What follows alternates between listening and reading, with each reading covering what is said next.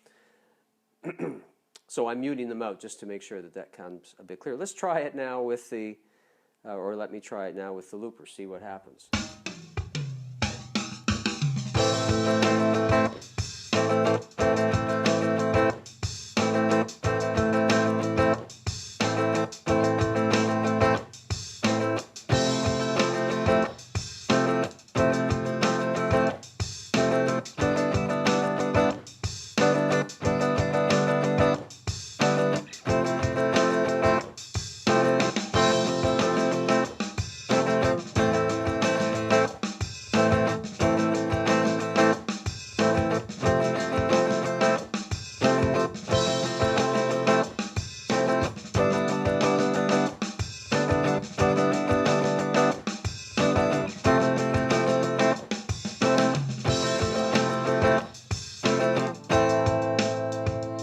You get the idea.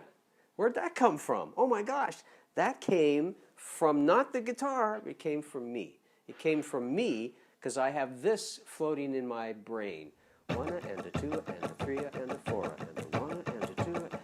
Now I'll tell you, even though that pattern at first play, the first few plays of it was a bit kind of sketchy for me, give me a few runs of it and it sinks in. It starts to become a thing. It becomes, oh, it's that thing.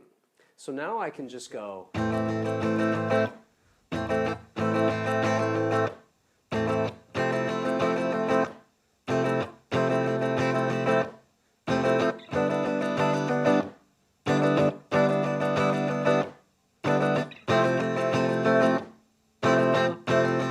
And there's no, I'm not really going one and a two and a at that point in my mind.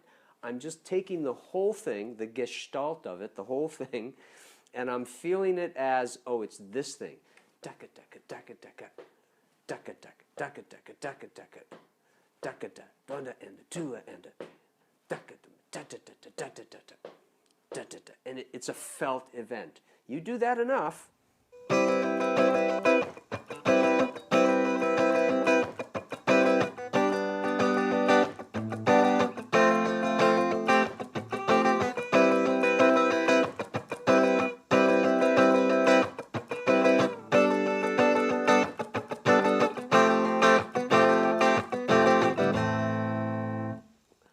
You see what starts to happen here.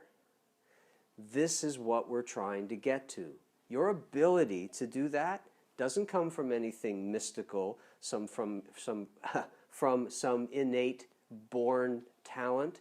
It comes from an awareness of an underlying structure that you can pick and choose from to help you play.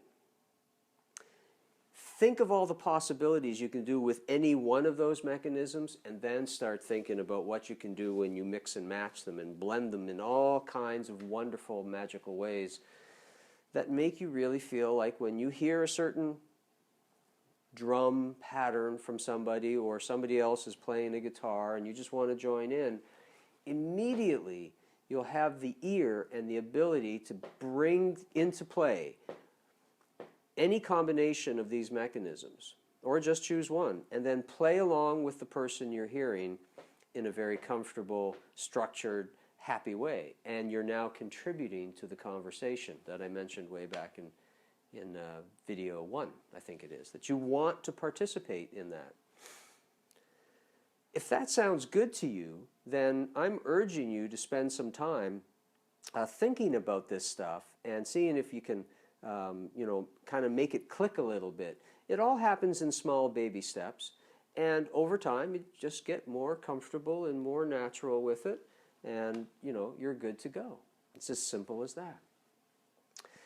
So there we have it. Video 3 has now covered the best application of these three mechanisms. From this point forward, it's really just a question of training all the possibilities, all of the possibilities. It becomes like going to boot camp, so to speak, because by doing all of the permutations and possibilities that are reasonable, shall we say, you're pushing that rhythm awareness deeper and deeper and deeper into your bones, so that once it's there, like riding that bike, it's there to stay. So yet again, if you found some value in this video to help you understand a little more deeply what's going on with regards strumming, then I certainly invite you to like it, boom, and share it around with your friends and social network. And don't be afraid to leave a comment as well if you want to participate in the conversation about this. I'm not suggesting I have all the answers to rhythm, but I am suggesting that this approach to rhythm is seriously missing among guitar education. And I want to fill that and get people on board to doing this in a more natural and a more fulfilling way. So that's it for now. I hope to see you soon, and we'll touch base again in the final video, number 4, where we begin to wrap things up, and we'll talk a bit more about an upcoming program that I have available that's going to help you guys rock this stuff like nobody's business. And I hope to see you then. Take care. Bye.